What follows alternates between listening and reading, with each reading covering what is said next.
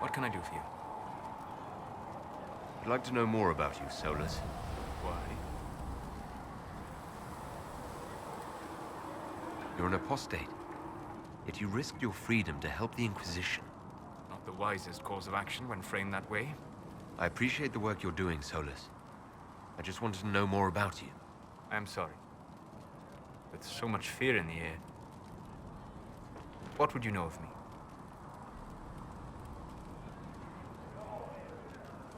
What made you start studying the Fade? I grew up in a village to the north. There was little to interest a young man, especially one gifted with magic. But as I slept, spirits of the Fade showed me glimpses of wonders I had never imagined. I treasured my dreams. Being awake, out of the Fade, became troublesome. Did spirits try to tempt you? No more than a brightly colored fruit is deliberately tempting you to eat it. I learned how to defend myself from more aggressive spirits and how to interact safely with the rest. I learned how to control my dreams with full consciousness. There was so much I wanted to explore. I gather you didn't spend your entire life dreaming. No. Eventually, I was unable to find new areas in the Fade. Why? 2 reasons. First, the Fade reflects the world around it. Unless I traveled, I would never find anything new. Second, the Fade reflects and is limited by our imaginations. To find interesting areas, one must be interesting.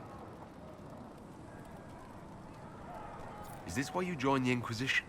I joined the Inquisition because we were all in terrible danger. If our enemies destroyed the world, I would have nowhere to lay my head while dreaming of the Fade.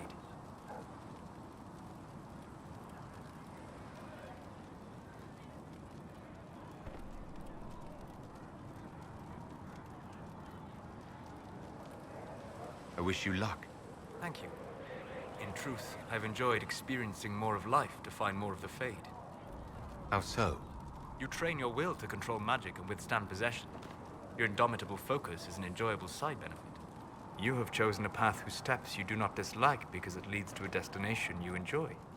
As have I.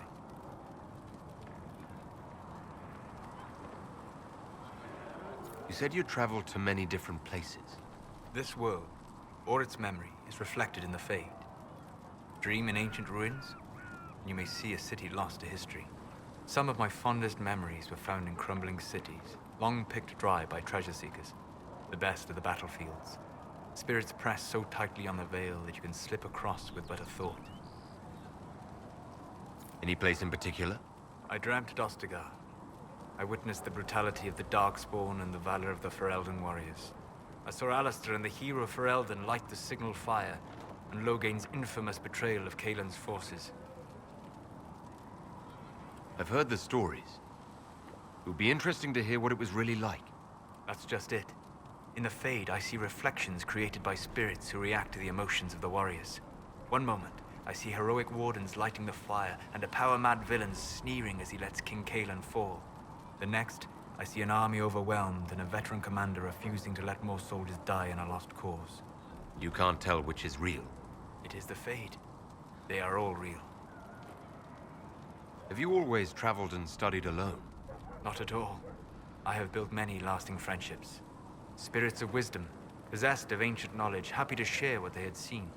Spirits of purpose helped me search. Even wisps, curious and playful, would point out treasures I might have missed. I don't know of any spirits by those names. They rarely seek this world. When they do, their natures do not often survive exposure to the people they encounter. Wisdom and purpose are too easily twisted to pride and desire. You're saying that you became friends with pride and desire demons? They were not demons for me. Meaning? The Fade reflects the minds of the living. If you expect a spirit of wisdom to be a pride demon, it will adapt. And if your mind is free of corrupting influences, if you understand the nature of the spirit, they can be fast friends.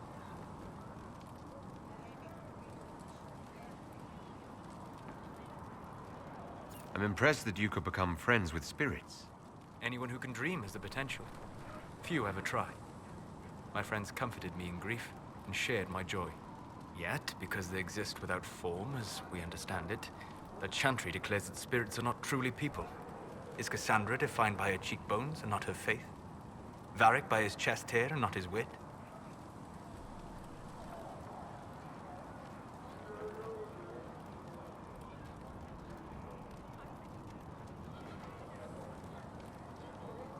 I hadn't thought about it that way. But I see your point. Thank you. Few are willing to entertain such a notion. We'll talk later. Goodbye.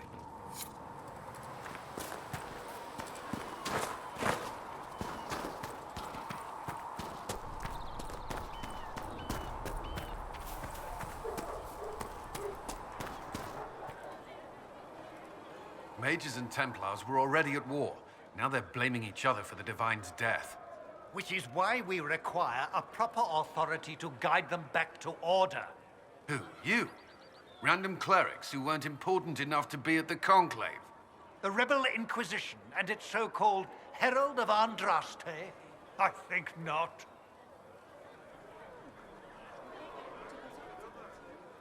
I don't know. The Inquisition seems about as functional as any young family.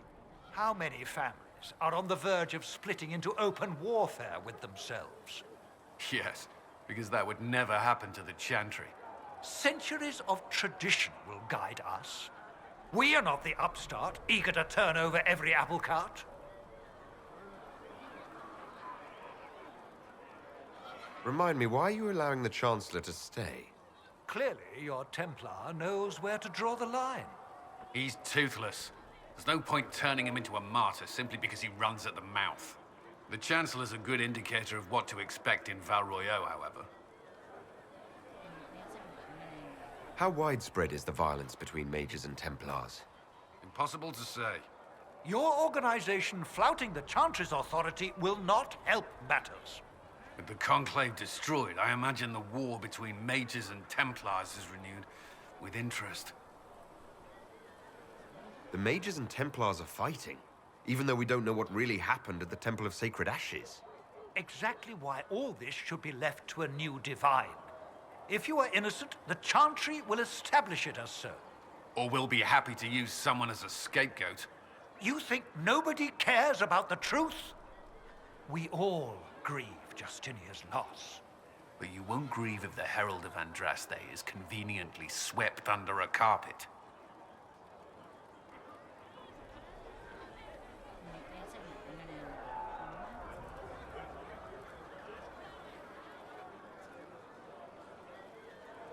I'll make sure they see reason in Val Royeaux. I pray you're right.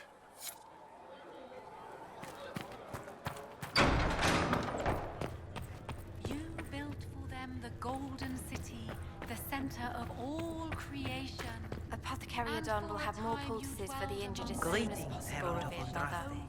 How fares your As quest a to seal the gardener breach? watches the earth for the first signs of life. Well, you know how these things go. Well, at least I hope someone does. You love to bring a little light into the darkness. And I'm glad to see it. Too many see laughter as antithetical to the chant of light. They imagine Andraste as a grim warrior all her life, forgetting that she loved and was loved in return. I hope she found time for laughter during her trials, as I hope you do. You keep talking as though I'm the equal of Andraste. Do you know how unnerving that is?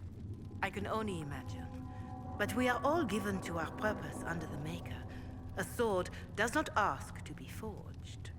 And frankly, if such a comparison gives you pause, I do not see that as a bad thing. In any case, I pray this Inquisition proves less brutal than its predecessor.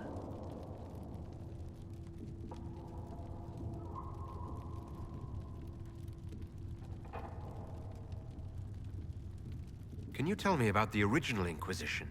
The original Inquisition was formed after the First Blight, well before the Chantry as we know it. The Inquisitors were hunters, zealots, who tracked and killed cultists and dangerous mages. As Andraste rose to power, the Inquisition came into her service. Instead of hunting those who would do harm, the Inquisitors